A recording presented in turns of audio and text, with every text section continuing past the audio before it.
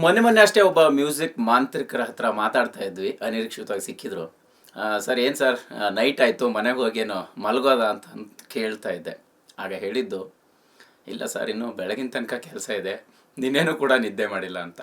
ಅಂದರೆ ಇಷ್ಟೊಂದು ಬ್ಯುಸಿ ಆಗಿರುವಂತಹ ಒಬ್ಬ ಮ್ಯೂಸಿಕ್ ಡೈರೆಕ್ಟ್ರು ಸದ್ಯಕ್ಕೆ ಯಾರು ಅಂತಂದರೆ ಚರಣ್ ರಾಜ್ ಅವರು. ಎಸ್, ಖಂಡಿತ ಈ ಜರ್ನಿ ಬಗ್ಗೆ, ಜೊತೆಗೆ ಈಗ ಸದ್ಯಕ್ಕೆ ಏನಂತಂದರೆ ಮ್ಯಾಂಗೋ ಪಚ್ಚ ಸಿನಿಮಾದಲ್ಲಿ ಮಾಡ್ತಾ ಇರುವಂತಹ ಕೆಲಸದ ಬಗ್ಗೆ, ಎಲ್ಲದ್ರ ಬಗ್ಗೆ ಮಾತಾಡ್ಸೋಣ. ಚರಣ್ ರಾಜ್ ಅವರು ಅಪರೂಪಕ್ಕೆ ಮಾತುಕತೆ ಸಿಕ್ಕಿದ್ದಾರೆ.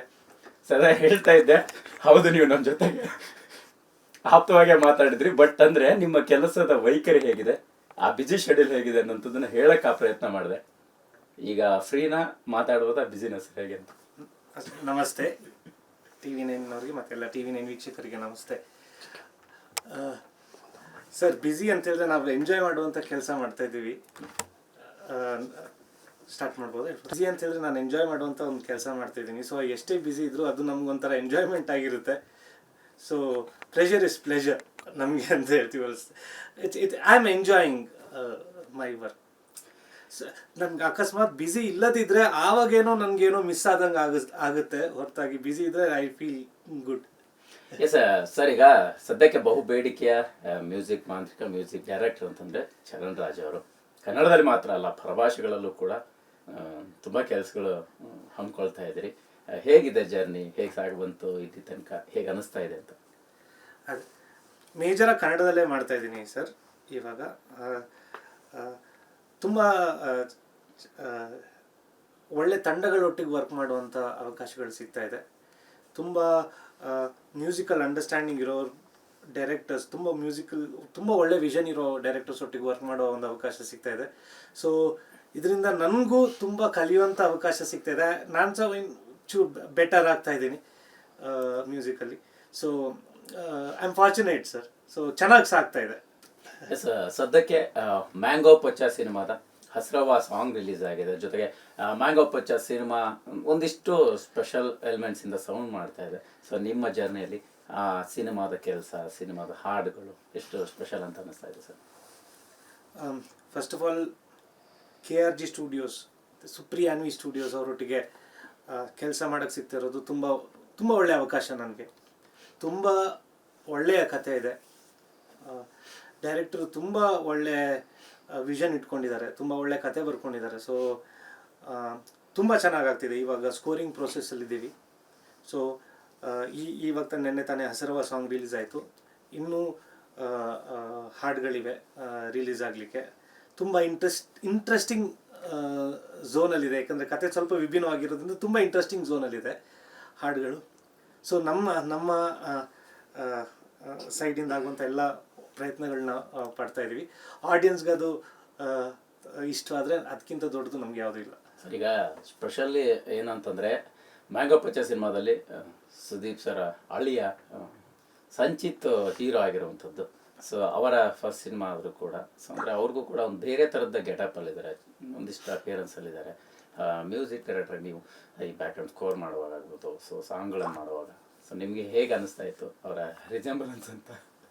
ನನಗೆ ಅಂದರೆ ಸರ್, ಅವ್ರದ್ದಾದ ಓನ್ ಐಡೆಂಟಿಟಿ ಇದೆ ಸರ್ ಸಂಜಿತ್ ಅವ್ರಿಗೆ. ಅಂದರೆ ನಾನು ಡೆಫಿನೆಟ್ಲಿ ಎಲ್ಲ ರಶಸ್ ಫುಟೇಜನ್ನು ನೋಡ್ತಾ ಇದ್ದೀವಿ, ವರ್ಕ್ ಮಾಡ್ತಾ ಇದ್ದೀವಿ.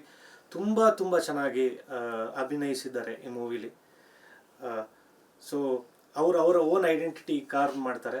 ಆ್ಯಂಡ್ ಡೆಫಿನೆಟ್ಲಿ ಎಸ್, ನಮ್ಮೆಲ್ಲ ತಂಡಕ್ಕೆ ಸುದೀಪ್ ಸರ್ ಗೈಡೆನ್ಸ್ ಸಿಗ್ತಾ ಇರೋದು ತುಂಬ ದೊಡ್ಡ ವಿಚಾರ ನಮಗೆ. ಅವ್ರು ನಮ್ಮ ಬೆಂಬಲವಾಗಿ ನಿಂತಿರೋದು, ನಮ್ಮ ಎಲ್ಲ ಕ್ರಿಯೇಟಿವ್ ಪ್ರೊಸೆಸ್ಗಳಲ್ಲಿ ಅವ್ರ ಗೈಡೆನ್ಸ್ ಇರುವಂಥದ್ದು, ಅದು we are very fortunate to have someone like ಇಷ್ಟು ಸಮೀಪದಲ್ಲಿ ನಮ್ಗೆ ಸಿಗ್ತಿರೋದು. ನಾವು we are very fortunate sir. Yes sir, ಅಂದರೆ ಇತ್ತೀಚೆಗೆ ಒಂದು ಬೇರೆ ಸಿನಿಮಾದ ವಿಚಾರವಾಗಿ ಅವ್ರ ಜೊತೆಗೆ ವೇದಿಕೆ ಹಂಚ್ಕೊಂಡಿದ್ರಿ. ಅದಾದ ನಂತರ ಈಗ ಅವರ ಮನೆ ಹುಡುಗನ ಸಿನಿಮಾ, ಸೊ ಹಾಡುಗಳು ಕೂಡ ರಿಲೀಸ್ ಆಗ್ತಾ ಇದೆ. ಆ ಬಗ್ಗೆ ನಿಮ್ಮ ಜೊತೆ ಸುದೀಪ್ ಸರ್ ಮಾತಾಡಿದ್ದು, ಏನಾದ್ರು ಸಜೆಸ್ಟ್ ಮಾಡಿದ್ದು, ಏನಾದ್ರು ಇಂಟ್ರೆಸ್ಟಿಂಗ್ ವಿಚಾರ ಈ ಕ್ಷಣಕ್ಕೆ ನೆನಪಾಗುತ್ತಾ?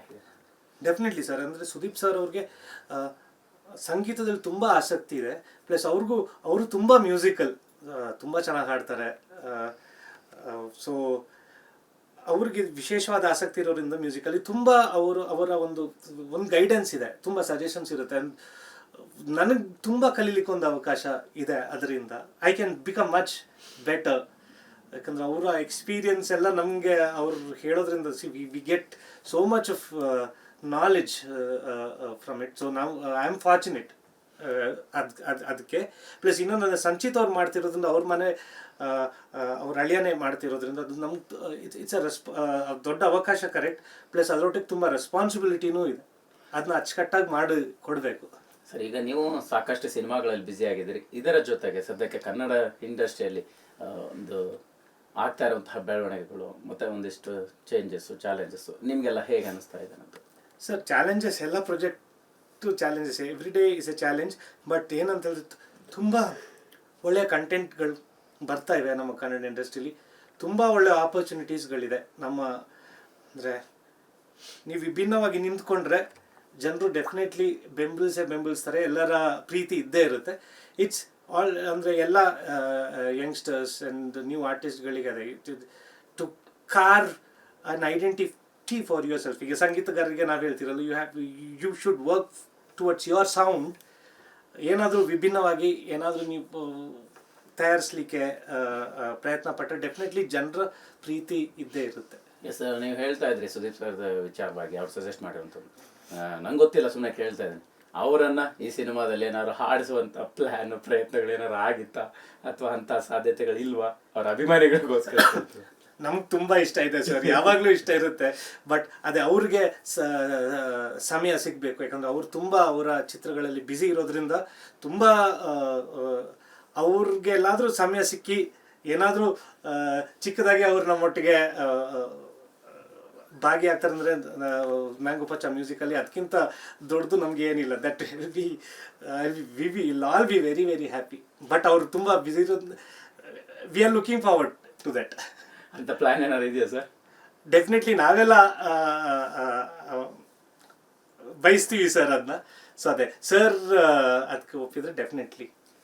ಎಸ್ ಸರ್, ಈಗ ನಿಮ್ಮ ಜರ್ನಿಯಲ್ಲಿ ಈ ಹಂತಕ್ಕೆ ಬರುವಾಗ ಅಂದರೆ ಒಂದಿಷ್ಟು ಹರ್ಡಲ್ಸ್ ಎಲ್ಲ ಫೇಸ್ ಮಾಡಿ ಫೈನಲ್ ಈಗ ಒಬ್ಬ ಬಹುಬೇಡಿಕೆಯ ಮ್ಯೂಸಿಕ್ ಡೈರೆಕ್ಟರ್ ಆಗಿದ್ದೀರಿ.